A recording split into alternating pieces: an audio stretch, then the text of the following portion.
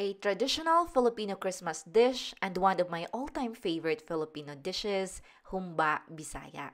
It's basically braised pork slowly cooked in flavorful liquid until fork tender. Hi guys, welcome to the channel. My name is Rhea. I hope you're all having a great day. In today's video, I'm gonna share with you a simple yet flavorful na humba recipe. Low and slow ang key for savory na humba. Alright, mag-umpisa tayo. So, kukuha tayo ng pan over medium heat, magpapainit tayo ng oil. At kapag ito ay mainit na, unahin natin gisahin yung onions, next yung garlic. So, kapag medyo translucent na yung onions, then i-add natin yung garlic, additional mga 2 to 3 minutes, medium-low lang while ginigisa natin yung onions and garlic. Next ay yung karne. Gumamit tayo dito ng baboy. Kasi 'di ba ang traditional or authentic na humba ay pork ang ginagamit. So, sa pagkakaalam ko, 3 ways yung pagluluto nito eh. Merong iba na minamarinate muna yung karne.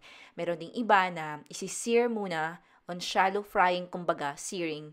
Hindi naman same, basta isi-sear na para magiging brown yung karne. Pero dito, inuna kong ginisa yung onions and garlic and then binabrown ko rin yung pork.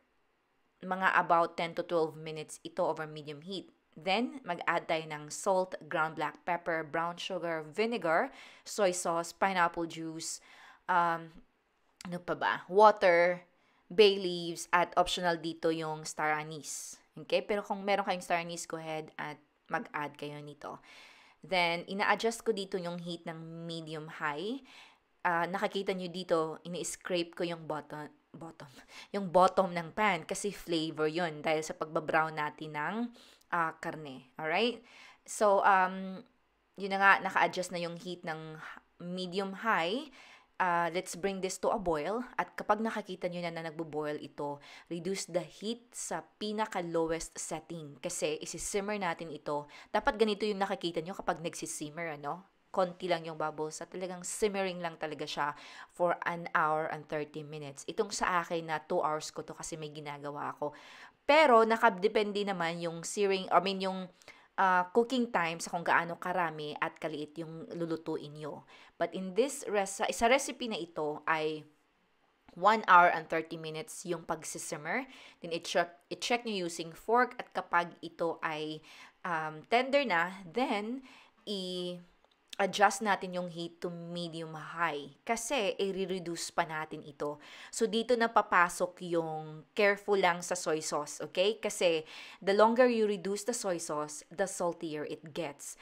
Kaya gumagamit rin tayo dito ng asin kasi konti lang yung soy sauce na nilagay natin para at the very end, kapag luto na ito, hindi siya salty. Nag-aagaw lang yung alat, yung tamis, at yung vinegar and pineapple na flavor. Kasi yun naman talaga yung humba. May pagka-salty na matamis. Hindi man sobrang tamis, na parang dessert na.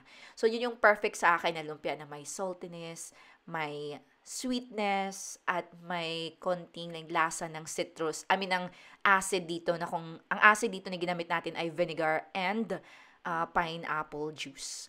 So, nakadepende rin yan sa inyo kung gusto niyo lang may konting sabaw, pero traditionally, merong pinapareduce talaga ito ni tatay. So, meron pa rin isang recipe na, mga ingredients na banana blossoms at yung fermented black beans or tause. Yan yung authentic talaga. Pero kung wala kayo nun, pwedeng skip nyo na, hindi naman makompromise yung lasa. Personally, hindi ko kinakain yun at walang available dito, so don't worry kung wala kayo nun. Kasi baka sabihin nyo, bakit walang banana blossom and tause? So, yun yung reason. Okay? Dito nakafocus lang tayo sa flavor, sa combination ng flavor nito.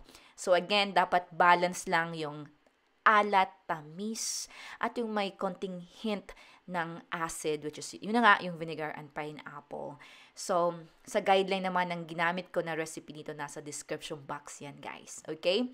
So, sa pag-reduce naman, nakikita nyo dito sa akin, talagang dry, walang masyadong sauce. Hindi naman sa, dry in a bad way.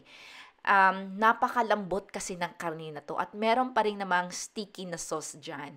At yung nakikita nyo na oil, galing rin yan sa karne kasi 'di ba yung baboy yung ginamit natin dito.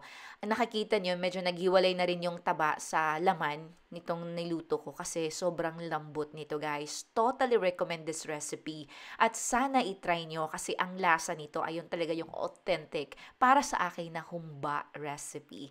Alright guys, that's all for today's video. Thank you so much for watching and as always, you guys take care and advance Merry Christmas!